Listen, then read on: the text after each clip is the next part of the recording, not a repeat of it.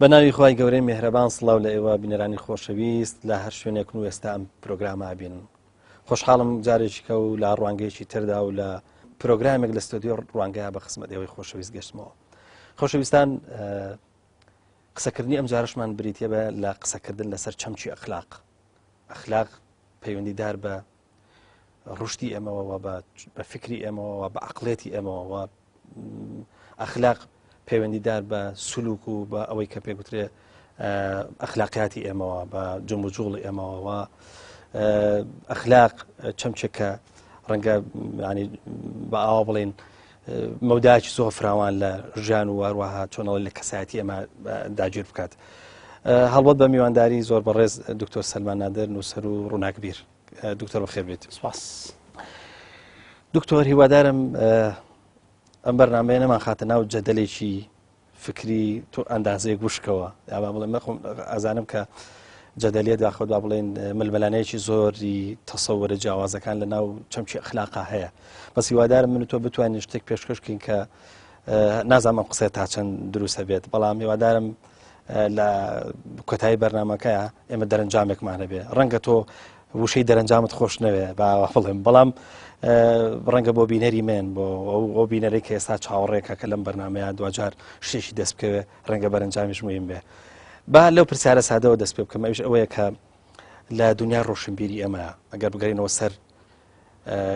کەلتوری ڕۆشنبیری ئێمە، ئەو سەرۆتی کە لەناو دنیا ڕۆشنبیری ئێمە هەیە، لەناو کەلەپوری معریفەی ئێمەیە پەیوەست بە دنیا ڕۆشنبیریەوە،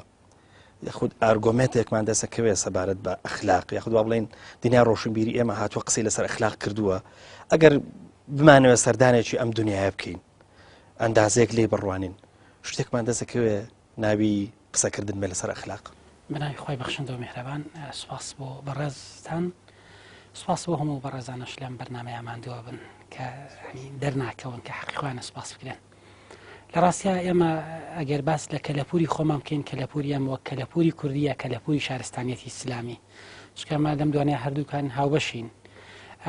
ئێمە لە کەلەپوری کوردیا بە دنیایەوە ئەڵێم کەمترین گفتوگۆمان هەیە لەبارەی ئەخلاقەوە. وەک خۆمان ڕۆشنبیری کوردی وەک بوارەکانی تری ڕۆشنبیریش ڕۆشنبیرێکی سەرەتاییە، ئەتوانم بڵێم هێشتا ڕۆشنبیرێک نەبوو گەشتۆتە بگاتە کەماڵ و تیۆریای هەبێ، وەک کۆمەڵێک منەزیری تیا هەبێت و کۆمەڵێک مەدرسەی فکری تیا هەبێت کە ئێمە بڵین ئەم مەدرسە فکریانە لەناو کۆمەڵگەی کوردیا گەشەیان کردووە، خاوەنی تیۆریای تایبەت بە خۆیان و بەحس و لێکۆڵینەوەی قوڵیان لەم بوارەیە کردووە. ئەگەڕێنەوە بۆ کەلەپوری شارستانێتی ئیسلامی کە مندا بەش یەکەم بە دوو زۆنی جیاوازەوە، زۆنێکیان بریتێ لەو زۆنەی کە حەزارەی ئیسلامی هێشتا حەزارەیەک بووە خەونی هەبووە، حەزارەیەک بووە هێشتا نەرم بووە، حەزارەیەک بووە خەونی هەبووە ڕیادە ڕێبەرایەتی کۆمەلگا بکە، خەونی هەبووە هێشتا توانایشی پێ هەبووە تواناکانی بتەقێنێتەوە لەم قۆناغەیە قسەکردن لەسەر ئەخلاق و ئەتوانم بڵێم ڕێبەرانی زانستی ئەخلاق نەک فەلسەفەی ئەخلاق لەناو حەزاری ئیسلامیە وجودیان هەبووە. زۆرێک لەوانەی کە قسە لەسەر زانستی ئەخلاقەکەن پێیان وایە غەزالی مؤسسی زانستەکەیە و دامەزرێنەری زانستەکەیە و زۆر بواری لەو بوارە هێناوەتە ئاراوە، ئەگەرچی پێش ئەو فەیلسوفەکانی تریش قسەیان لەسەر ئەخلاق کردووە، بەڵام بەو شێوە منەظەم و ڕێکوپێکی کە غەزالی قسەی لەسەر کردووە کردووە. بەڵام لە قۆناغی دوای حەزاری ئیسلامی و بەداخەوەکو هەموو چەمکەکانی تر تەنانەت وەکو فقهیش ئێمە بابەتەکانی تریشمان پاشەکشەکە، فەلسەفەمان پاشەکشەکە و قسەکردن لەسەر ئەخلاقیش پاشەکشە ئەکات. بۆیە ئەتوانم بڵێم لە چەند سەدەی ڕابردووە حەزاری ئیسلامی حەزارێکی نەزۆکە لە قسەکردن لەسەر ئەخلاقا. ئێمە زۆرترین لە وەعزە باسی ئەخلاقەکەین، بەس کەمترین تیۆرمان لە بواری ئەخلاقا هەیە، کەمترین لێکۆڵینەوەمان هەیە. من تەنانەت پار لە شوێنە کۆڕێکم گرت لەسەر پێوەرەکانی کردداری ئەخلاقی. گەنجێک هەستایە وەک هەموو گەنجانی کە مافی خۆیانە، کاتێک کە ڕۆشنبیرێک یان نووسەرێکگەچێت لە شوێنە کۆڕەگرێت، زۆربەی سەرچاوەکان و قسەکانی بە تایبەتی لەم بوارەیە ئەگەڕێنەوە بۆ بیرمەندە ڕۆژئاواییەکان، بۆ فەیلسوفە ڕۆژئاواییەکان، زۆرترین چەمک بارانی هاوڵاتیان ئەکرێت بە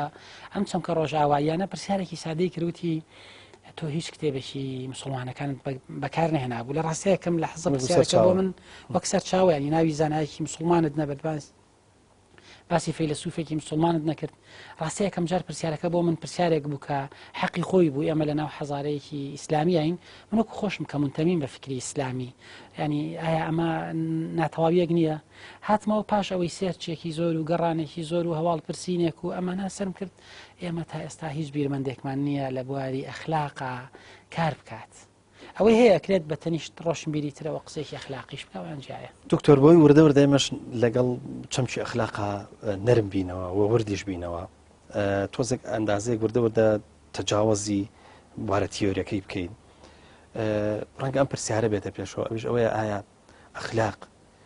بابەتێکی تیۆریە یاخود زێهنیە و لە شعورمان ئاژی یاخود بە پێچەوانەوە ئەخلاق شتێکی کردەیە و سولوکمان داڕێژێ واتەوە ئێمە ڕۆژانە بە هەڵسو کەوت لەگەڵ ئاژین دەزانم پرسیارەکە ڕەنگە وڵامێکی دقیق یاخود تەنگاوتەنجی نەبێ بەڵام بۆی هەر تۆزێک تەجاوز خۆیەتی ینی خۆ خەڵکی بۆچی گوێ لە فکرێک بۆەوەی لە ژیانی ڕۆژانەیە ڕنگدانەوەی هەبێ ئەسڵ ئەخلاق ئەگەر کردەی نەبێ ئەخلاق چیە خۆ عنی شتێک نییە باسیکی ئەخلاق پێویستە کردەیی بێت لە ڕاستیە ینی ئەتوانم بڵێم ئەخلاق یەکێک لە پرانسیپە ئەساسیەکانی ئەخلاق بریتێ لەوەی ئەبێت کردداری بێت ئەبێ فەرمان بێت باسی بکەومەکە بێت و بێ گشتی بێت و بێ جیهانیش بێت ئەمە یەکێک لەو قاعدە ئەساسیانی لە بابەتی ئەخلاقا هەیە یعنی هەموو کردارێکی ئەخلاقی ئەبێ وا بێت بۆ نمونە کاتێک گەڵین دزی خراپە ئەبێ لە هەموو جیهانە خراپ بێت ینی کاتێکم بابەتانە ئەڵین دزی خراپە ئەبێ بتوانین بە خەڵکی بڵێن دزی مەکە ئەگەر نا بە تۆ بە خەڵکی بڵێ هەناسەدان خراپە بەس فعلێک ناتوانین بڵێ هەناسەمەدا کەواتە ئەبێ اختیاری تیا بێت ئەبێت جیهانی بێ ئەبێ گشتی بێت بەڵام سەبارەت بە پرسیارەکەیە لە زەینی ئەمایە لە واقعی دەرەکی ئەمایە ینی ئەمە بۆ خۆی دیبیتە گەورەکەی ئەخلاقا یعنی ئەوانەی کە لە بواری فەلسفەی ئەخلاقا قسەیان کردووەڵەن یەکێک لە گەورەترین دیبیتەکانی بواری ئەخلاق ئەم پرسیارەیە ئایا فعلەن فعلی ئەخلاقی وجودێکی هەیە یان جۆرێکە ئێمە لە زەینی خۆمانە دایە ڕێژینەوە و ینی ڕێکەکەوین ئەڵبەتە ئەمە وەگوتم دیبیتە گەورەکەیە لە فەلسفەی یۆنانیەکانە لە نێوان ئەفلاتون و سقراط و ئەفلاتون و ئەرستۆ لەگەڵ سەفستاییەکانە ئەم مناقەشەیە وجودی هەبوو کە سەفستاییەکان قەناعەتیان وا بووە ئەخلاق هیچ نییە ئەخلاق یان قسەی مناڵە گەم خەڵکە بێدەسەڵاتەکەیە کە بەکاری هەنێ بۆ ئەوی خۆی بپارێزێت یا قسەی دەسەڵاتدارەکانە ئەوێ بەسەریا بەسەر خەڵکیا بیسەپێنن بە کۆمەڵێک لەم بابەتانە تیان پەڕاندووە و لە بەرامبەر فەیلسوفە یۆنانیەکان قەناعەتیان وا بوونە خێر ئەخلاق بابەتێکی دەرەکیە چۆن ئێمە ئەڵێن ئاو وجودی هەیە لە دەرەوە بابەتی ئەخلاقی لە دەرەوە وجودی هەیە و ناکرێت ینی ئێمە بەبێ ڕەچاوکردنی ئەم قەواعیدە ئەخلاقیانە کۆمەلگا بین بەڕێوە ولا حەزاری ئیسلامیان مناقەشە هەیە لە نێوان ئەشعری و معتەزیلەکانە ولا سەردەمی بڵین هاوچەرخا لە نێوان کانت و هۆبزا مناقەشەی هەبووە ولا سەردەمی نوێشە ئەتوانین بڵم هاوچەرخیشە لە نێوان جۆن ڕاوڵز و نیوزیکە ئەم نۆزویکە ئەم مناقەشەی وجودی هەیە بەڵام بە شێوەیەکی گشتی ئەمەم جەدەلێت پەڕێنین کە واستە کەمە مەکاری هاوڵەتێکی سادەنیە بزانێت ئایا یعنی کانت چی وتووە بە هۆبز و هۆبز چی ئەڵێت ینی قەناعەتی هۆبز چیە قسەکە لەسەر ئەمەیە قواعدی ئەخلاقی بە شێوەیەکی گشتی دوو مەدرسەی زۆر گەورە هەیە لەسەر ئەم بابەتە بەشێکیان قەناعەتیان وایە فەزیلەتە ئەمە پێویستەکە پابند بین بەم فەزیلەتەوە ئەگەر پابند نەبین بە فەزیلەتەوە خراپەکاریمان ئەنجام داوە بەشێکی تریان قەناعەتیان وایە قواعدی ئەخلاقی منفعی مجتەمەعە سوودی کۆمەلگایە ئێمە بۆ نمونە ئەگەر یاساکە بەم شێوەیە تعمیم بکەین ئەگەر هەموو کۆمەلگا پابندی ئەخلاق نەبن واتە ئەگەر هەر کردارێکی ئەخلاقیمان وەرگرت هەموو کۆمەلگا تعمیمیکین بەسەر هەموو کۆمەلگایە ئەگەر هەموو کۆمەلگا پێوی پابند نەبن کارە سادە خوڵقی ئەگەر ئەخلاقی بوو ئەگەر ئەخلاقیش بوو بەختەوەری بۆ کۆمەلگا ئەخولقی منفعی کۆمەلگا سوودی کۆمەلگای تایە بۆ نمونەوە دابنێ هیچ مرۆڤێک نییە لەسەر زەویا دزی نەکات ینی بەڕاستی ژانی تر ینی نامێنێتەوە ینی ئەگەرم ینی هەموو مرۆڤەکانی سەرزەوی خەریکی دزیکردن بن ئیتر هیچ ئەمانێک نامێنێتەوە بۆ سەرۆت و سامانی خەڵکی ئەسڵ دەرفەتێک نامێنێتەوە بۆ ئەمانی خەڵکی تۆ وا دابنێڵی هێزە سەر هێزەکانی پۆلیس و کی ئەمە پارێزن ئەگەر هێزەکانی پۆلیس خۆیانم کاریان کرد کەواتە شتێک نامێنێتەوە بەشی دووەمێن ئەڵەن فەزیلەتە بەڵام ئەڵەن فەزیلەت هەر مەسلحەتی کۆمەلگایتیا هەیە بە نمونێکی سادە ئەڵێ ئەگەر بۆ نمونەم کاتێک کە نەخۆشە گەشتە لای پزیشکێکەوە نەخۆشیێکی هەیە پزیشکەکە ئایا وەڵامی پرسیار پێی بڵێت تۆ فڵانە نەخۆشیت هەیە یان پێی ڕازگۆ بێ ئایا پزیشکەکە ڕازگۆ بێت لەگەڵ نەخۆشەکە پێی بڵێ بۆ نمونە تۆ نەخۆشیەکی مەترسیدارت هەیە یان ڕازگۆ نەبێت لەگەڵ نەخۆشەکەیە طبيعي بەشێک لەوە کە ئێمە وا ڕاهاتوین ئەڵێن نەخێر با پزیشکەکەمە بە نەخۆشەکە نەڵێت و ئەم نەخۆشە ئەم لەوانەیە بەرگەی ئەم خەبەرە نەگرێت کۆمەڵەگە لەم بابەتانە فەزیلت گەرەکان ئەڵێن نەخێر ئێمە بۆ پاراستنی گیانی نەخۆشێک هەموو کۆمەلگا دڕدۆنگەکەین لە خۆی چکە ئێمە هەمومان جارێگەچینە لای پزیشکە لە وڵا باشە بیتەوە ئێمە بە گومانین لەوەی نەخێر ئێمەش هەمان نەخۆشیمان هەیە پزیشک پێمان ناڵێت کەواتە کۆی کۆمەلگا ئەخینە حاڵەتێکی مەترسیەوە لەبەر حاڵەتێکی دیاری کراوە کەواتە بەگشتی ئەم دوو بابەت هەیە ئەخلاق ئەگەر فەزیلت بێ هەر منفعەتە ئەگەر منفعەتیش بێ هەر منفعەتی کۆمەلگایە کاک دکتۆر ئەگەر ئەندازەیەکیش باس لە ئایدۆلۆژیا خودوا بڵێن لە سیاست بکەین ئەمەش کە مەسەلەن بڵن حوزورێکی گەورەی هەیە لە مەسالی ئەخلاقا ئێمە زانین ڕەنگە بە شێوەیەکی نیسبیش بێ ئەخلاق فۆرمێکی گشتی هەبێ بەڵام تەسەور ناکەی کە ئایدۆلۆژیا دێ مەسەلەن بۆن منە کۆمەلگاکە بە وردە ئەخلاق ینی با بڵێن هەر ئایدۆلۆژیاک دێ کۆمەڵک پێوەری ئەخلاقی خۆی هەیە با بڵێن فۆرمە گشتیەکەی ئەخلاق تا چەند زیانمەند دەبێت لێرەیە یاخود با بڵێن تا چەند ئەم ڕێگایە دروست دەکە بە ناوی ئایدۆلۆژیا خود بە ناوی سیاستەوە ئەم وردە ئەخلاقانە لە کۆمەلگایە دروستە بێ یەک پارچە کۆمەلگا لە جێ ئەوەی کە تەبەنی یەک جۆر لە ئەخلاقی گشتی بکە ئەوێ بە چەند جۆر لە فۆرمی ئەخلاقی یا ئەنجاری وا هەیە ئەم ئەخلاقە لێرە بە ئاوا بڵێن ئەخلاقێکی دروستە بەس لە لای ئەوەی تریان ئەخلاقێکی ئەم ئەخلاقە دروست نییە یا ئەم فۆرمە لە ئەخلاق لە لای ئەم جوانە بەس ئەو فۆرمە لە ئەخلاق لای ئەو جوان نییە ئەم با بڵێن ئەم حاڵەتە حاڵەتێکی تەبیعیە یاخود با بڵێن ئەوە بە جۆرە لە جۆرەکان ئەوە بەر لە هەموو شتێک ئەخلاق خۆی زیانمەند نەبێ لە ڕاستیە کاک پەیوەند بەشێک لەم بابەتە پەیوەستە بێتەوە بە وجودی مرۆڤەوە کە وجودێکی مفەسیرە یعنی ئەمە گەر مرۆڤ وەرەگرین ئەبێتە کائینێکی مفەسیرە بێت و تێگەشتنی خۆی ینی بە شێوەیەکی وجودیان نەمامەڵە لەگەڵاکات هەموو ئایدۆلۆژیەکان لە تێڕوانینێکی فەلسەفیانە بۆ بابەتی ئەخلاق یان لە مەنشەی ئەخلاقیەوە ئەم جیاوازیە ئەخلقێنن بە دڵنیاییەوە کاتێک کە ئەم جیاوازیانە ئەبن گرفتێکە بە ئیجماعێکی گشتی لەسەر چەمکی ئەخلاق دروست نابێت لە نێو کۆمەڵگایە بۆ نمونە گەری ئێمە من و تۆ لێبوردەیی بە ئەخلاقێکی دروست ئەزانین ئەوە لای پیاوێکی وەکو ماکیاڤیلی لێبوردەیی ئەو ڕەزیلەتەیە کە دینی مەسیحی بەسەر کۆمەڵگایە سەپاندووە جورەتی لە مرۆڤ وەرگرتوێتەوە یان لای کەسێکی وەکو نیچە ئەم بابەتانە ڕێگرن لەوەی مرۆڤ بگاتە قودرەت ئەمانە بە شێوەی گشتی لە کۆی گشتیا زیانێکە گەێنن بەوەی کە ئیجماعێک لەسەر چەمکی ئەخلاق دروست ببێت لەنێو کۆمەلگایە و تعادودێک دروست بێت لە بابەتی ئەخلاقیە کە ئێمە نەتوانین بە شێوەیەکی گشتی قبوڵی کەینەمە بابەتی ئەخلاقی ئەمە و بابەتی نائەخلاقی ئەوەیە وەگوتم لای لیبراڵێک بابەتی ئەخلاقی ئەوەیە ئازادی بدەیتە سەرمایه‌دارێک زۆرترین ئینتاجی هەبێت بەس لەوانی لای چەپێک بە پێشەوانەوە بێت پێویست کە بابەتی ئەخلاقی سنوورێک لەم سەرمایه‌دارە بگرین تۆغیان نەکات واتە سەرمایەکەی زۆرتر نەبێت بەڵام ئەم حاڵەتە وەکو هەموو حاڵەتەکانی تری ناو کۆمەلگای ئاسایی بووەتەوە یعنی ئەمە شتێکمان نییە لە ناو مرۆڤایەتیە بە تایبەتی لە زانستە مرۆڤایەتیەکانە بڵین وڵای مرۆڤەکان لەم بوارەیە تەبان کۆکن لەسەر هەموو شتەکان مرۆڤ لێک خەسڵەتە هاوبەشە لە جیاوازبوونە هاوبەشە لەسەر دینەکان جیاوازن لەسەر ئابووری جیاوازین لەسەر سیاست جیاوازین لەسەر ئەخلاقی جیاوازین وەک خۆت وتت ئەکرێت لە کۆی گشتیا شتێک بەناوی ئەخلاقی گردوونی زیانمەند بێت لەوەی کە ئەم هەموو ئایدۆلۆژیانە هەریەکەیان بە شێوەیەکی دیاریکرا و ینی پێناسە بۆ ئەخلاقەکە بۆ نمونە بۆ دینەکانیش ڕاستە ئەگەر لە شوێنێکە هەنێک بابەتی کۆمەڵایەتی بە ناوی ئازادی وجودی بناسرێت لە ناو ئازادیش چەمکێکی گەورەی ئەخلاقیە لە هەنێک شوێنە ئەمانە لە ناو بابەتی ئەخلاقە جێگیان نابێتەوە ئەبنە ڕەزیلەتی ئەخلاقی بۆ نمونە پەیوەندی دوو ڕەگەزەکە کەواتە لە کۆی گشتیا ئەمە ڕێگرە بێت لەوەی ئێمە فەزایەکی جیهانیمان بۆ بابەتی ئەخلاق بۆ دروست ببێت و ئەخلاقی لۆکاڵی جۆرە لە جۆرەکان جێگەی ئەم حاڵەتە ئەگرێتەوە بەڵام لەگەڵەوەشە کۆمەڵی خاڵ هەیە هاوبەشن لە زۆربەی بیر و بۆچوونەکە دکتۆر جارێککە لەسەر بابەتی ئەخلاق و مەسەلەی ذهنیەت ئەوەسمەوە ئایا ئەگەر نمونەیەک وەربگرین مەسەلەن ستەم دیکتاتۆریەت زوڵم ئەمانە بەر لەوەی کردە بن بریتینین لە ئەوەی کۆمەڵک پێدراوی ذهنی قسەکەمان دیسان لەسەر ئەوەیە کە بۆی بگەڕێن بە دوایان پرسیارە نازانم مەسەلەن وەڵامەکەیمان دەسەکەوێت یان نا ئەویش ئەوەیە کە بە جدی ئەخلاق کۆمەڵە پێوەری کردەین کە حازرن و دانراون یاخود کۆمەڵێک ذهنیەتە خدا بڵێن پێدراوی ذهنین ئەجا دوای وردەوردە کاریگەری مەسەلەن بۆ منە لەسەر سلوکی ئینسانەکان دانێن مەسەلەن بۆ نمونەوەی کە باسمان کرد دیکتاتۆریەت ئایا بەر لەوەی کە سلوک بێ بەر لەوەی ئەخلاق بێ ئەخلاقێکی کردەی بێ لە ذهنی ئینسانەکانە ناژیت لە ڕاستیە هەر ئەمە بۆ هەموو شتێک کە توانین بڵێن ڕاستە هەموو بابەتەکان کاتێک کە لە بیرکردنەوەی مرۆڤەکانە ئەبنە بنەما و مەبادی و کۆمەڵێک بابەت دوایی لە سلوکیاتی مرۆڤەکانە ڕەنگەداتەوە هەوەیە وترێ زەینی مشەوەش کردداری مشەوەش سلوکی مشەوەش بەرهەمەهێنێت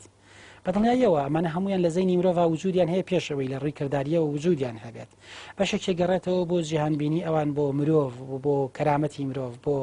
بابەتی ئەخلاق بۆ هەموو بابەتانە بۆ نمونە کاتێک کەم دیکتاتۆرێک قەناعەتی وایە مرۆڤەکان هەمویان ینی ڕەشید نین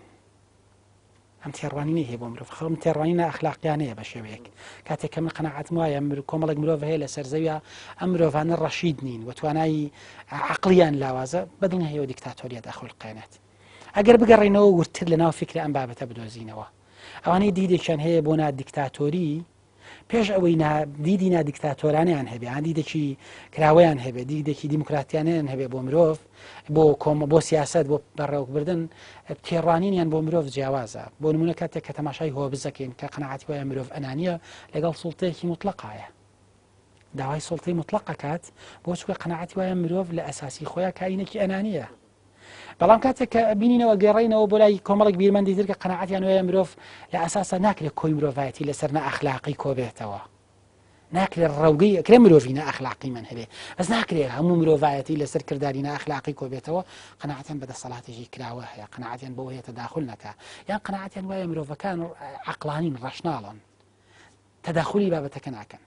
بۆیە ینی زۆرێک لەوانەی کە قەناعەتیان وایە ستەم پێچەوانی عەدالەتە قەناعەتیان وایە عەدالەت کۆی بەهای ئەخلاقیە بۆ نمونە ئەگەر مرۆڤێک تەنها ڕاستگۆ بێت فەزیلەیەکی ئەخلاقی جێبەجێ کردووە ئەگەر مرۆڤێک تەنها ڕاستگۆ بێ فەزیلەیەکی ئەخلاقی جێبەجێ کردووە ئەگەر داوێن پاک بێ فەزیلەیەکی ئەخلاقی جێبەجێ کردووە ئەگەر دەست پاک بێ فەزیلەیەکی ئەخلاقی جێبەجێ کردووە گری من ئێمە هەموو فەزیلە ئەخلاقەکاندا نەدانە جێبەجێکەین ئەگەر هەموویانی بە یەکەوە کۆ کردەوە عەدالەتی کردووە ینی ئەگەر هەموو فەزیلە ئەخلاقەکانی جێبەجێ کرد عەدالەتی کردووە بەدڵنیاییەوە ستەمکاری پێچەوانی عەدالەت کاک دکتۆر بەوەی کە وردە پرسیارەکانم ڕۆشنتر بنەوە ئێستا ئەگەمە ئەو پرسیارە ئەوەی کە بەڕاست دۆخی ئەخلاقی دروست دەکرێت ینی مرۆڤ دەتوانێت دروستی کە ینی بە ئیرادەی خۆی دروستی کە خۆ دۆخێکە کە تیا ئەچێتە ناوی بە ئەوە بڵێن دۆخی ئەخلاقی دۆخێکی جەبریە وەریەگرین یاخود نا بە ئیرادی خۆمان دروستێکی ئەگەر ئێمە قبولمان کرد لە هەردوو بارەکەیە ئەخلاق بابەتێکی واقعگەرایانەیە واقعەکە وجودی هەیە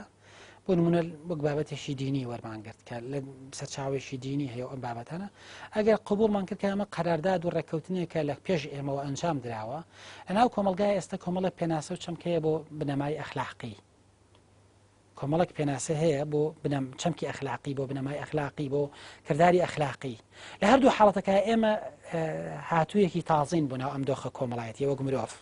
من کە لە دایکە بە مژنگێکی ئەخلاقی هەیە لە ناو کۆمەلگاکەی منە من ئەندامێکی تازە مەچمە ناو ئەم گروپە چەمکە ئەخلاقی و ناو ئەم قەراردادە ئەخلاقی و ناو ئەم ژنگە ئەخلاقیەوە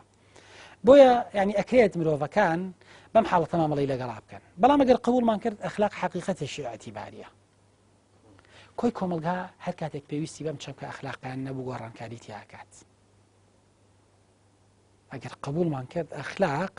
حقیقەتێکی ئەتیباریە واتە بابەتێکە کۆی کۆمەلگا ڕێککەوتوین ئێمە دزی خۆی خراپ نییە ئێمە ڕێککەوتین بڵین دزی خراپە هەر کاتێک کۆمەلگا پێویستی بەم حاڵەتە نەما بەدڵنیاییەوە ئەتوانێت تەغییر لەمە بکە بەڵام ئەمە فەرد نییە بۆ خۆی بتوانێت کۆی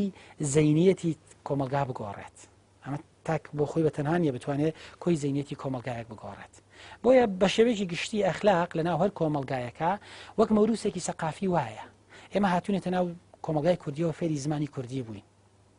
بەدەستی خۆمان نەبوو ینی من و تۆ کاتێکە کوردی ئەزانی بەدەستی خۆمان نەبووە فێری کوردی بووین ئەخلاقی کوردەواریش زۆر جار بەدەستی خۆمان نەبووە فێری بووین لەوانەیە بابەتێک بۆ نمونە بابەتێک کە بەلای هاوڵاتیشی کوردەوە زۆر قرس بێت لەوانەیە بەشێکی بابەتی شەرەف قبوڵیکەین بەشێکی بۆ نمونە ڕێزگرتن لە باوک و باپیر و کۆمەڵک لەم بابەتانە ئێمە بەدەستی خۆمان نەبووە هاتوونێتە ناو ئەم بابەتەوە لەوانەیە ئێمە بۆ ڕیاکردن لە بەردەم کۆمەلگای بڵین وڵاو بابەتە قرس نییە بەلامانەوە بەڵام لە ناخی خۆمانان بابەتە قرسە بێ بەلامانەوە کەواتە ینی هەنێک بابەت هەیە مەوروسی سەقافیە ئینسانەکان ناتوان بە ئاسانی دەستکاری بکەن لە ناو شوێنە چەمکە ئەخلاقیەکان دکتۆر ئەگەر بچینە ناو ئاین خۆی ئێمە سیرەکەین کە لە بوارە ئاینەکە ئەوەی کە لە زیهنی ئێمەش هەیە پەیوەندیدارە بەوەی کە ئێمە باس لە ئەخلاقەکەین ینی ئەخلاق کۆکەینەوە لە تەسەوری ئێمە کۆکەینەوە هەموو پێدراوەکانی دێن بە ئاین واتە ئەوەی کە پێگوترێ پێدراوی ئەخلاقی لە ئاینەوە بۆ ئێمە سەرچاواگرێ بەڵام ئەگەر بچینە دەرەوەی ئاین ئێمە شتێک هەیە ینی وەکو بوارە ئاینەکە ئیجماعێکی لەسەر بێ فۆرمێکی گشتی هەبێ و وەتوانێت لە مسکردنی هەبێ ینی بڵێن ئەمە لە دەرەوەی ئاین ئەمەش ئەخلاقە ینی ئەمە بۆ کۆمەلگای ئێمە ئەم تەسەورە هەیە من نەزانم کۆمەلگای ئێمە کۆمەلگایکی مسلمانە ینی وەختێک کە باس لە دزیەکەین ئەزانین کە دزی ئاین حرامی کردووە باسی هەر بابەتێک لەو بابەتانەکەی کە پەیوەندە بە ژیانی ئەوانی ترەوە بێ بە جۆرێک لە داگیرکاری و سنوور بەزاندن تاک هەر ئەوە نییە کە ئەمە بە خراپەزانە بەڵکو جاری وایە تەسەورەکە کە ئەمە ئەجریشی لەسەر وەرەگرێتەوە بۆیە ئاین پێوەری ئەخلاقی بەهێزی هەیە قسەکەمان لەسەر ئەوەی ئەگەر بچینەوە دەرەوەی ئاینیش کۆمەڵک پێوەرمان دەسەکەوێت کە پێوەری ئاوا گرنگ و بەهێز بن بۆ دروستکردنی بنەمایکی ئەخلاقی لە ڕاستیە ئەم پێوەرانی کە وەگوتم لە سەرتاشەوە ینی هەر بە شێوەیەکی کاڵ ئاماژەم پێکرد کە لە ناو دینە هەن خەڵکی تکە هەیە ڕخنەی لەم پێوەرانەش هەیە بە دڵنیاییەوە کە بۆ نمونە بەشێک قەناعەتیان وایە کە ئەسڵ دین و ئەخلاق بەیەکەوە ناگونجێن ئەوانی من بۆ خۆم قەناعەتم نییە بەڵام بەشێک قەناعەتیان وایە دین و ئەخلاق بەیەکەوە ناگونجێن بەشێک قەناعەتیان وایە کەوانەیە قەناعەتیان وایە دین و ئەخلاق بەیەکەوە گونجێن قەناعەتیان وایە پێش دینەکان ئەم ئەخلاقیاتانە وجودیان هەبووە هەنێک سەرچاوە و هەنێک ئاسار هەیە لە ناو شارستانێتی ئیسلامیە ئەکرێت ئێمە ئەم ئاماژەیە پشتگیری ئەم ئاماژەیە بکەن کاتێک کە پێغەمبەر درودی خۆی لەسەر بێ ئەفەرمێت إنما بعثت لأتمم مكارم الأخلاق معناه ئەوەیە پێشەوەی پێغەمبەر درودی خۆی لەسەر بێ مەکاریمی ئەخلاق وجودی هەبووە بەڵام مەکاریمێکی ناتەواو بووە ئەم هاتووە مەکاریمەکان تەواو کات بەس دکتۆر بمبورە یەک قەوسم بەرێ خۆ ئەگەر بەر لە هاتنی مەسەلەن بۆ نمونە باس لە ئاینی ئیسلام بکەین بەر لە هاتنی ئیسلامیش بە جۆرە لە جۆرەکان ئەوەی کە وترێ بە تەئکید دەبێ وابێ ینی ئەبێ شتێک هەبێ ناوی ئەخلاق بێ بەڵام تۆ ئەزانی کە ئاین هاتووە تەبەنی کردووە و ئاین هاتووە فۆرمێکی چۆنەڵی خوێندنەوەیکی تازەی بۆ ئەمانە کردووەوە بە جۆرە لە جۆرەکان بوون بە مڵکی ئاین بەدڵنیاییەوە قسەکەم لەسەرەوەیان نییە ئەمە هەبێت قسەم لەسەرەوەیە ئاین هاتووە تەبەنی کۆمەڵێک پرانسیپی ئەخلاقی کردووە کە وجودیان هەبووە ئێستاکە ئاین داکۆکی کار و مدافعیان چەمکە ئەخلاقیانەیە بۆیە ینی قسەکە لەسەر ئەمەیە لە دەرەوەی ئاین بەڵێ چەمکە ئەخلاقەکان وجودیان هەیە ئەگەر لە بیرمان بێت ینی ئێمە ژیاننامەی پێغەمبەر درودی خۆی لەسەر بخوێنەوە قورەیشەکان پێنەوت صادق الأمین پێگەیەکی بەرزی باڵای هەبوو لە ناویانە بۆ چکەم صادق بوو کەواتە صادقیت بەها بوو هەم ئەمینیش بوو دەستپاک بوو کەواتە دین بۆ خۆی زۆر جار پێی سوودی لە فەزای ئەخلاقی بینیوە یعنی یەکێک لە سەنەدە بەهێزەکانی ئیسلام لە قۆناغی سەرەتاییە بریتی بوو لە بە ئەخلاقبوونی پێغەمبەر بوو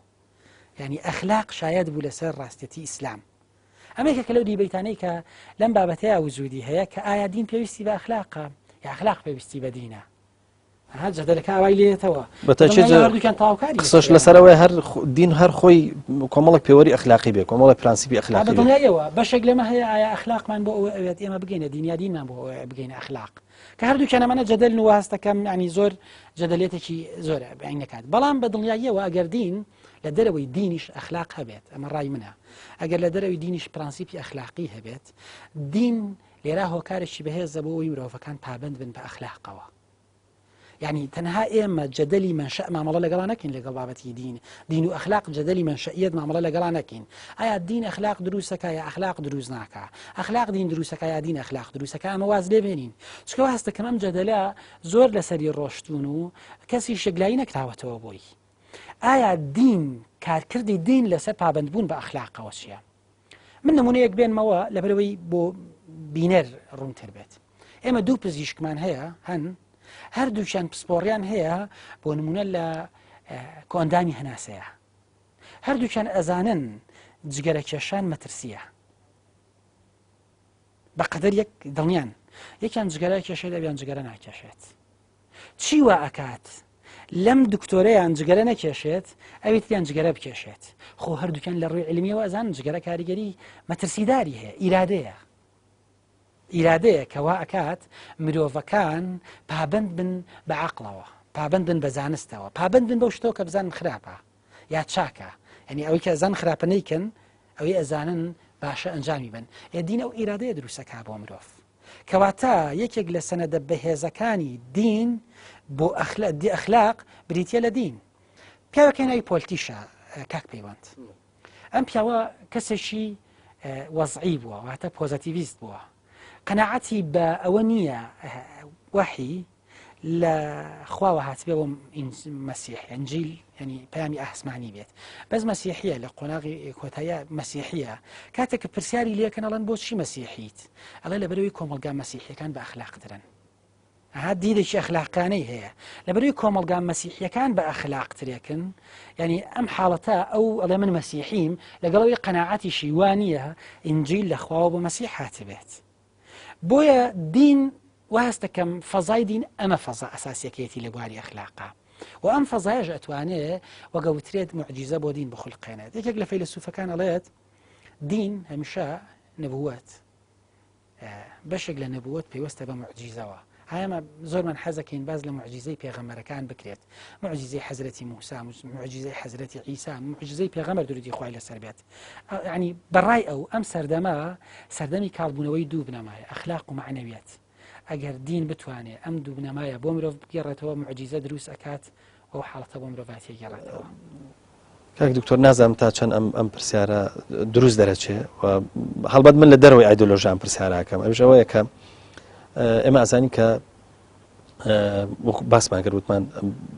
نقوڵی لەوە ناکرێت کە کۆمەلگای ئەمە کۆمەلگایکی دیندار و پابەندە بە پێوەرەکانی ئیسلام و ئەخلاقیاتی ئیسلامی بەڵام تەسەووری ئەوە شکرێت کە هێدی خەریکە ئەوەی کە پێگوترە پەیکەری ئەخلاقی ئیسلامی لاوازە بێت لە کەوت نابێت نازانمە تا چەند ئەم قسەیە ڕاست بێ کۆمەڵێک نووسەری باشمانەیە بەڵام هەمویان بەداخەوە ئیش لەسەر لەسەرنەوەی شانسی ئەخلاقی لە دینەکەن بۆ مانای کە ئەوەی کە جەنابەت وتت هەندێک لە ڕاهەیە لە بەسەبارەت کە ئەخلاق و دین هیچ پەیوەندیان بەیەکەوە نییە ئینسان دەتوانێت لە دەرەوەی ئاین ڕازگۆ بێ لە ناوەی ئاین ڕازگۆ بێ لە دەرەوەی ئاینش ڕازگۆ بێ لە ناوەی ئاین ئەتوانێت کەسێکی مەسەلەن بۆ منە ڕێزگر بێت لە بەرامبەرەکانی لە دەرەوەی ئاین ژەمە ئەتوانێت قسەکە لەسەر ئەوەیە ینی بۆ کۆمەلگای ئەمە ئەم شانسێکی باشە تۆ بتانی ئەوەی کە پێکوتری ئەخلاقاتی ئیسلامی لێ بسێنیتەوە کۆمەڵک وردە ئیتیشی بیتێ ینی بۆ هەموو شتێک ئیتیک دروستکەی بۆەوەی کە چۆن هەڵی ئەوەی کە لێ سێنیتەوە بە زۆریش تربی دەیتەوە قسەکەم لەسەر ئەمەیە هەچ ئەم جارش کەشە مەڵەوە من لە دەروی ئایدۆلۆژی ئەم پرسیارەکەم وەکو ئەخلاقاتی ئیسلامیش قسە لەسەر ئەماکەم ئایا ئەگەر ئەم کۆمەلگایە ئێمە پێویستی بەوە هەیە کە ئەخلاقاتی ئیسلامی لێ بسێنرێتەوە مۆڕاڵی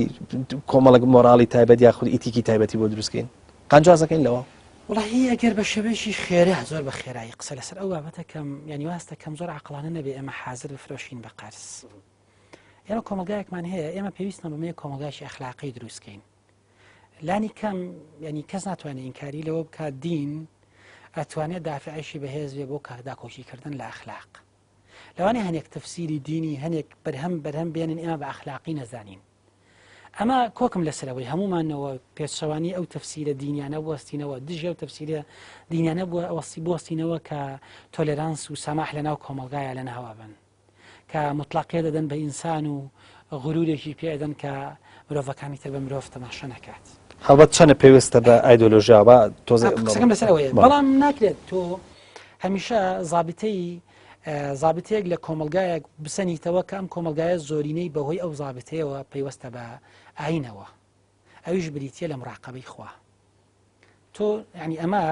زابطەیەشی بەهێزە بۆەوەی کۆمەلگا لانی کەم بەشێک لە کۆمەلگا یانتوان بڵم زۆرینەی کۆمەلگای ئێمە ینی وایە ڕاقعەکەش وایە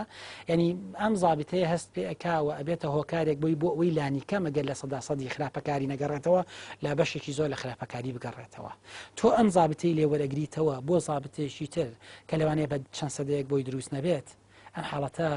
وهستەکەم جۆرێک گرەوکردنە لەسەر حاڵەتێکی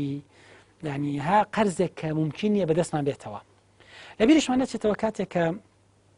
ماکس فیبەر باس لە کۆمەلگای پرۆتستانت کۆمەلگای سەرمایەداریەکە باس لە ئەخلاقی پرۆتستانتیەتەکات باس لە ئەخلاقی پرۆتستانتیەتەکات کە ئەخلاقی پرۆتستانتیەت کاریگەر بۆ لە دروستکردنی کۆمەلگایەکی پێشکەوتووە ئەڵبەتە دوای ئەوەی کە ڕخنێکی زۆر لە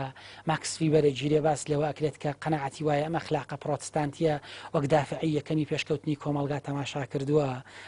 عنی ئەو وەڵامی ئەمەداتەوە کە ئەو مەبەستی ئەوە نەبووە تاکە دافعە بەڵام دافعشی بەهێزی پێشکەوتنی ئەو کۆمەلگایە ئەخلاقە پڕۆتستانتیەکە بووە ئەخلاقە دینیەکە بووە بۆ نمونە تەماشای کۆمەلگایانە بکە کە لە ڕووی سەرمایه‌داریەوە گەشەیان کردووە یان بە شەپۆل یەکەمی دیموکراسیەت و سەرمایه‌داری هەژمارەکرێن و کۆمەڵێک چەمکەکان لێوە سەریان هەڵداوە لە ڕووی جوگرافیای دابەشبوونی مەزەبەکانەوە سەر بە مەزەبی پڕۆتستانتیەکان بوون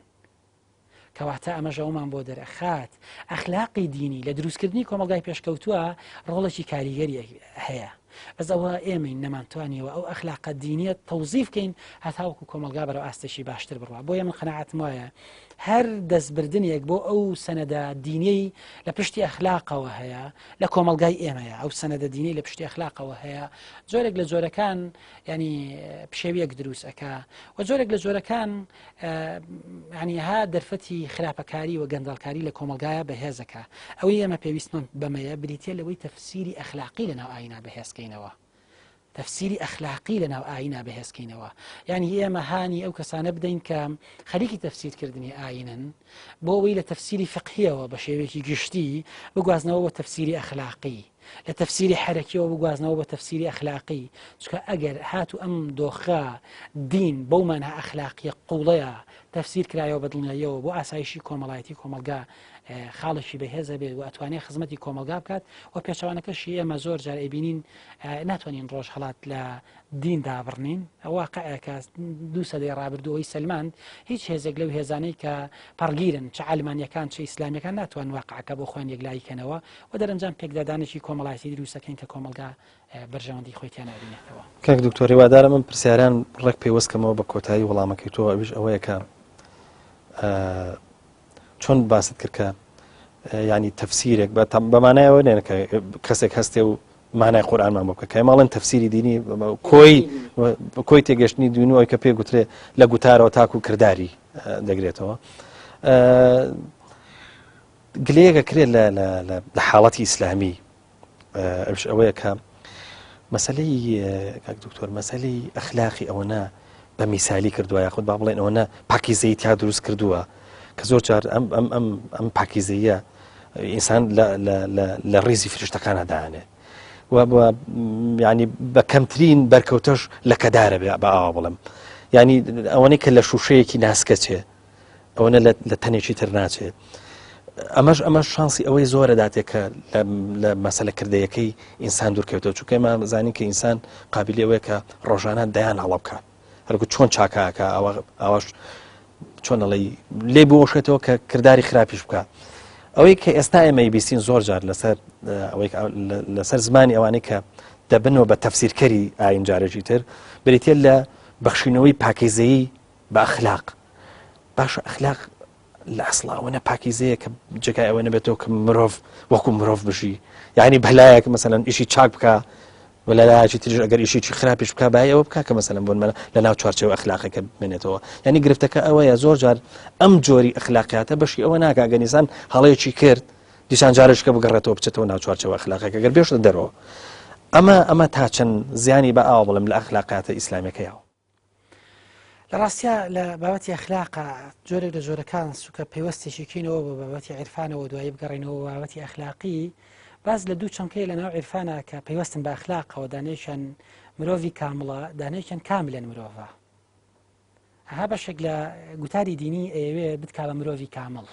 مرۆڤی کامڵ بەو مانە پاکیزەیە کە تۆ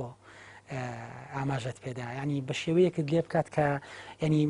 هەڵەنەکەی بچووکترین هەڵە بتکاتە دەرەوەی جوگرافیای ئەخلاقەوە جارێکی تە دەرگاکانی ئەخلاقت بەسەرا دابخات تۆ لە دەرەوەی قەڵای ئەخلاقەوە هەر لە سەرمایە هەڵبلەرسیت بەشی دووەمیان قەناعەتیان وایە نەخێرە بێمە کاملەن مرۆڤ بین کاملەن مرۆڤ بوون واتە مرۆڤ بین بە هەڵەکانی خۆمانەوە مرۆڤ بین بە گوناهەکانی خۆمانەوە مرۆڤ بین بە نائەخلاقەکانی خۆمانەوە بابا تاهیری هەمەدانی لە شعرێکە زۆر جوان باس ئەوە کات ئەڵێ منە و ڕەندەم کە لەگەڵ عیسیان و خراپەکاریە پێشینێکی دێرینم هەیە تۆ مەیە وا مامەڵە لەگەڵ منە بکە کە من پێشینەی دێرینم لەگەڵیان نەبێت ئەگەر تۆ خوا خۆ دەبینی خراپەکاری ناکەی بڕۆ لە مرۆڤ بوون واز بێنە بازنەی مرۆڤ بوون بگوازەرەوە بڕۆ بە مەلائیکە من لە ئادەم و حەواوە پێشینەی گوناهکاری و خراپەکاریم هەیە کەواتە ئێمە واقعی بین ما قەنەعەتمانی هیچ دیدێکی میسالی دیدی میسالی ئەتوانێت ئاستی تمۆحی ئینسان بەسکاتەوە بەس ناتوانێت ئینسان وا لێ بکات ینی کۆمەلگای پێ بەڕێوە ببرێت ینی ئینسان بەو ئینسان بوونەوە جوانە کە ئینسان بێت ئێمە ئینسانین بەڵێ لە ئاستە معیاریەکەیە ئەخلاق پێویستەوە پوامان لێکات پابند بین بە هەموو پرانسیپە ئەخلاقەکەیەوە ئەمە باسی ئاستە معیاری میسالیەکەیەتی بەڵام ئاستەکردەیەەکە ئایا مرۆڤەکەیە لەسەر زەوی وا بوو بێت ئایا مرۆڤەکەیە بەسەر زەویە بۆ نمونە 7 ساڵ بژی درۆیەک نەکات مرۆڤەکەیە لەسەر زەویە 7 ساڵ بژی کارێک نەکات پێچەوانی معیارە ئەخلاقەکان بێت مادەم ئێمە هەمومان مرۆڤین و هەموم حاڵەتانە ئەکەین و هەست دەکەم ئەمە حاڵەتە تەندروستەکەی کەوا بێت و ئەمە سەنەدی دینیشی هەیە بەس ئێمە زۆر جار لە ئاستی وەعەزە ئەم سەنەدە دینیانە کە سەنەدی قوڵنواز لێهێنین بۆ نمونە و فەرمودەی کە پێغەمبەر درودی خوای لەسەر بێ فەرمێت كل بني آدم خطأ يعني سەنەد نییە بۆەوەی ئێمە هەمومان لە ئەخلاق لا دەین يعني بەڵام ئێمە لە ئاستە وەعزەکەی وەک تۆ ئەڵێی هەم لە ئاستی کۆمەلگایە ئەم حاڵەتە دروستەکەین هەم لە ئاستی بابەتەکەی وای لێ دروست ئەەکەین کە ئەگەر یەک جار ئینسانێک ئەم حاڵەتە بکات يعني مەترسیدارە بێت ئەمە بۆ دینیش گوازراوەتەوە برادێکمە بۆ ڕۆژێکیان هەینی ڕۆشتین ڕەمەزان وەڵبەت ڕەمەزانی ئەم ساڵنەوە ڕۆشتی بۆ مزگەوت هاتین لە مزگەوت دەرگای مزگەوت هاتینە دەرەوە طبیعیە و کاتە ینی ڕەمەزان ئەوە لە گەرمەی هاوینە نەبووتی وەڵی سا ڕۆمە ڕۆژەکە مەشکێنم وتم بۆچی وتی با فاسۆلیا برنجەکەشم لە دەست دەرنەچێت ڕۆژووا بە میسالی عەرزەکرێ کە کابراڵێ وەڵی من هیچ خێرم نەگا بۆچی نانەکەشم لە دەست دەربشێت ئەخلاقی ژوا عەرزەکرێ زۆر جار وڵی کاکە ئەگەر من ئەوە بێت ئەوەم پێ ناکرێ ئەگەر ئەوەش نەبێت ینی ئەگەر ئەوە بێ ئەوەم پێ ناکرێت و دەیتر بۆچی ینی حاڵ نەکەم جان نمونەیەک هەیە لە بینی ئەدیانەکانە و لە بینی مەزاهیبەکانە ئەڵەم پیاوچاکێک لە شوێنێکی دیاری کراوە ئەبێت تائیفەیەکی تری دینی لەوێ هەن خەڵکێشن بۆن بانگەوازیانە کەڵەن وەرنە سەر دینەکەی ئێمە لە وەڵا گەرۆک پیاوچاکەکەتان بێت ئێمە پێمان ناکرێت گەرۆکی ئەوەش بێ خۆمان لە خۆتان باشترین جا زۆر جار ئێمە فعلەن ئەو چەند کە ئەخلاقیانە بە تایبەتی لە ئاستەکردەیەکەیە جۆرێکی لێ ئەکرێت ئینسان يعني هەم تووشی ڕیا ئەبێ لەگەڵ خۆیە هەم تووشی نیفاق ئەبێ لەگەڵ خۆیە وحزەکە ناژارە بێت بەس دکتۆر بۆچی ئەمە بەرینە دەرەوەی ئەخلاق لە کاتێکە ئەخلاقێکی زۆر جوانە لە کاتێکە ئێمە هەڵاکەین و ئەشتوانین داوای لێبوردن بکەین ینی تۆ تەسەوەر کە هەرە و فەرمودەی کە جنابت خوێنتەوە لە کۆتایەکە باس لە تەوابینەکەوانە ئەو کەسێک کە ینی تۆ سەیری پەیوەندی تۆ هێشتنەوەی پەیوەندی ئینسان و خواکە بە چەمچی تۆبەوە تۆ بە مەگەر داوا لێبوردن نییە ینی دوای ئەوەی کە ئینسان هەڵاکە لە کاتێک ئێمە دەزانین کە خی پەروەردگار ئینسانی دروست کردووە ئەم دروستکراوەی خی پەروەردگار زۆر جار هەڵەکانی گاتە و ئاسەی کە پێچوانە بە فەرمانی خی پەروەردگار کارەکە بەڵام شتێک هەیە بۆ گەڕانەوەی پێ گوترێت تەوبە گەر لەمانە زۆر معنەوەیەکە سەیریکەین ڕەنگە بریتی بێ لەو زۆر جار لەو داوا لێبوردنەکە لە نێوان ئینسانەکان بە مرۆڤ بگەڕێتەوە بۆ ناو ژیانی خۆی بۆ نمونە مرۆڤێک تووشی مەوادی سەرکەر بووە باشە ئەگەر کۆمەلگا ڕێگەی پێ بدا ئەم مرۆڤ واز لە مەوادی سەرکەر بێنێت و بگەڕێتە ناو ژیانی ئاسایی کۆمەلگا بۆ مرۆڤەکەش و بۆ کۆمەلگاش باشتر نیە هەتاوەکو ئەوەی ئێمە هەموو دەرگاکانی بەسەرادا بخەین و ئێمە ئیتر تەواب نەبین لە ئاستە کۆمەڵی هەڵبەت لە مەسمەوە نیە بە ئاستە گەردونیە متعالێ خوایەکەی باسیکەین ئەگەر ئێمە لێبوردە نەبین بەرامبەری یعنی ئەمە خراپتر نییە تاوی لێبوردە بین ئایا گەڕانەوەی مرۆڤێک کاتێک کە مەلەزعنیها لە ژێر بە قورسی ئەتوانێت لە مەوادی سەرکەر خۆی ڕزگارکە ئەم ئیرادە بەهێزە ئیرادێکی ئەخلاقی نییە کاتە بۆچی ئەم ئیرادە ئەخلاقیە نادینەوە بۆ مرۆڤانی کە بتوان بگەڕێنەوە ناو کۆمەلگا و ژیانی ئاسایی بکەن کەمە تەنها نمونەیەکی سادەیە ئەکرێ دەیان نمونەی تر لە بوارەکانی ترا بێت بەڵام بە شێوەیەکی گشتی کاتێکە حەزارە لە بەرهەمهێنانی تێکستی گەورەیە شکست ئەهێنێت وەک حەزاری ئێمە لەم قۆناغەیە کاتێک لە بەرهەمهێنانی تێکستی گەورەیە شینە بێت ئەگەڕێتەوە بۆ شوناس ئەگەڕێتەوە بۆ وەعز ئێمە ئێستاکە دینێکی وەعزی زاڵە بەسەر گوتارمانە ئەم دینە وەعزە دینێکی واقعی نییە گوتارێکت پێشکەش ئەکا لەگەڵ واقعەکە نایەتەوە بۆیە فعلەن ئێستەکە هەستەکەی زۆر جار ئەو بابەتەی کە عەرزی ئەکەیت یعنی ئەو منیش عەرزی ئەەکەم یعنی ئەوە نییە کە خۆم بتوانم پێوەی پابەند بم هەر دۆخەکە بام بەسم بۆ یاڵوتم من چۆن خۆم گوتاری عەرزیار قەت پێشکەش ناکەم بەڵام با من بم تا کەسێکی تر ئێمە نمونە بینەوە بۆ چونکە ئێمە گوتاری تێکستە گەورەکانمان لەدەست داوە ئەمە قۆناغی یەکەم بۆ ڕزگاربوون لە یەکێک لە زۆربەی مشکلەکان کە ئەمەکێک لە مشکلەکانە گەڕانەوەی بۆ فکر بۆ بەرهەمهێنانی تێکستی گەورە لە بواری ئەخلاقا بۆ دروستکردنی تەنزیلی ئەخلاقیە هەتاوەکو بتوانانی ئەمەش ڕێگە بین بە کۆمە مرۆڤەکان یعنی ئەسڵەن وازهێنان لە تاوان دوای وەرگرتنی چێژی تاوان ئیرادێکی بەهێزتری ئەوێت هەتا نەچوون بەرەو ڕووی تاوان لای کەسێک هێشتا چێژی تاوانی نەکردەوە. کاک دکتۆر ئێمە هەمە ئەزانین هەموو کۆمەلگایەک خۆی ئۆتۆماتیکی کۆمەڵک پرەنسیپی هەیە، کۆمەڵک پێوەری هەیە کە خۆی ئۆتۆماتیکی دەبێت زۆر جارە بێ بە فۆرمێکی گشتی کە زۆر جار ڕەنگە بە مانای عرف بێت. عرف تا چەند کاریگەری لەسەر دروستکردنی مەسەلەن بۆن منە ئەخلاقەیە، ینی بۆن مناگەر عرفی کۆمەلگای ئێمە مەسەلەن بۆن منە لەگەڵ عرفی کۆمەلگایەکی ترە ئێمە سەرەکەن ئێمە خاوەنی ئەخلاقێکین دەچینە کۆمەلگایەکی تر خاوەنی ئەخلاقێکی ترن، ینی ئاوا بڵێن ینی هەر لە ڕووی پۆشین و جلوبەرگ و سلوکەوە بیگرە تاکو شێوازی ناخواردن و ئەوەی کە پێگوترێ خواردن و خواردنەوە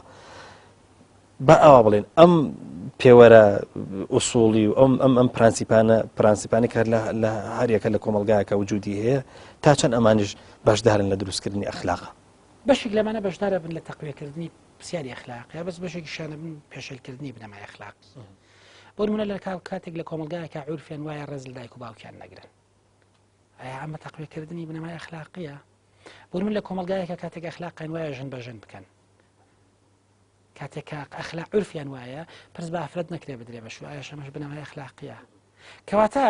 هەمووان بابەتانە لە قۆناغێکیانە ئەکرێت ئێمە عورفەکانمان وابن خزمەتی بەهای ئەخلاقی بکەن. بۆ نمونە کاتێکە لە کۆمەلگایەکە عورف وایە ئەگەر دایک و باوک هەرچەندە پیر بن مناڵەکان بەخێویان کرد ئێمە بنەماشی گەوری ئەخلاقی چکە بنەمای پاداشدانەوەیە، بنەمای لە چاوە ڕەچاوکردنی ئەوەیە کە باوک و دایک بۆ من ماندوو بوو بۆیان ماندوو بم، ڕاستە لێرە عورفە،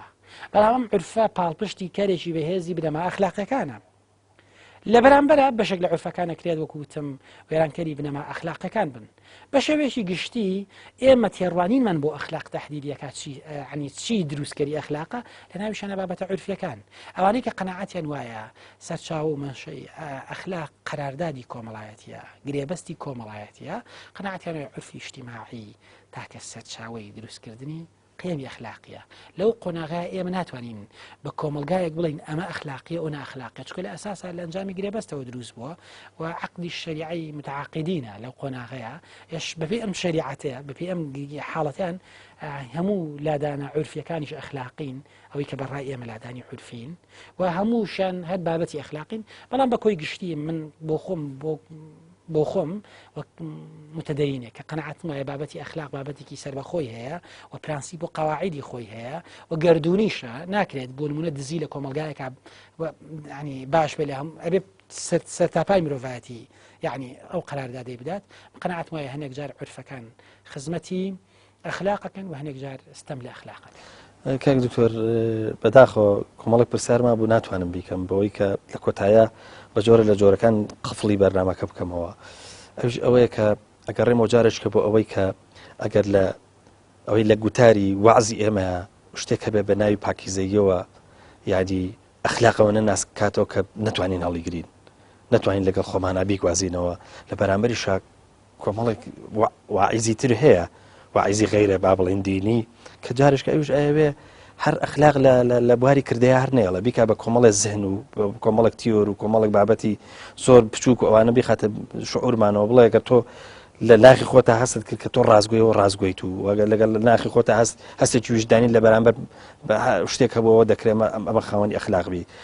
یعنی لە نێوانی ئەم دوانەیە لە نێوانی پاکیزەیی و وەروا لە نێوانی ئەم دوو واعیزەیە با بڵێن بەڕاست کامە ئەخلاقە ئەسڵەکە بێت.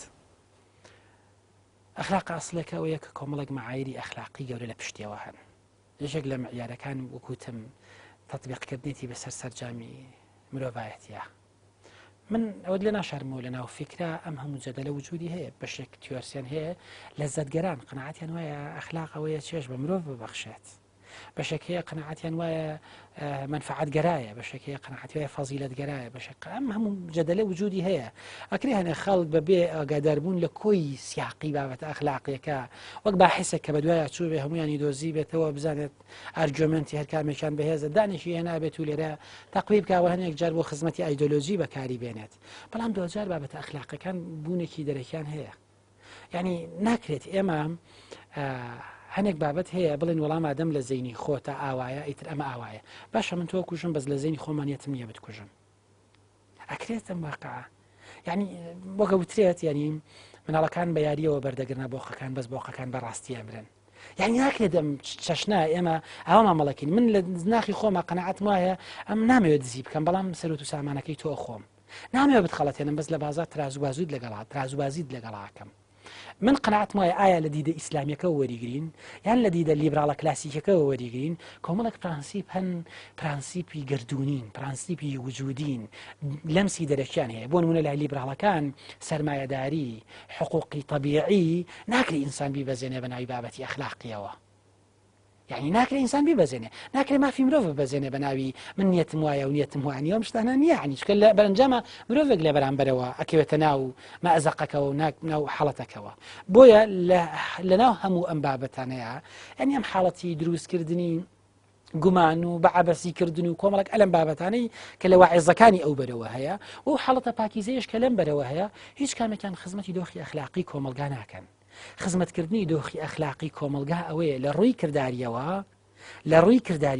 مرۆڤێک بە مرۆڤێکی بە ئەخلاق وەگەوترێت یعنی یەکێک لە فەیلسوفە فەڕەنسیەکان کاتێک لە ئەفریقا برسێتی بڵاو بێتەوە واز لە فەلسەفە ئەهێنێت دەچێت بۆ هاوکاریکردنی برسیەکان ئەڵەن تۆ فەیلسوفی بۆ ئەوە ئەکەیت ئەڵێ ئەخلاق لە فەلسەفە گەورەترە بۆی من قەنەعەتم وایە ناکرێت بابەتی فکری و نابێت بابەتی فەلسەفی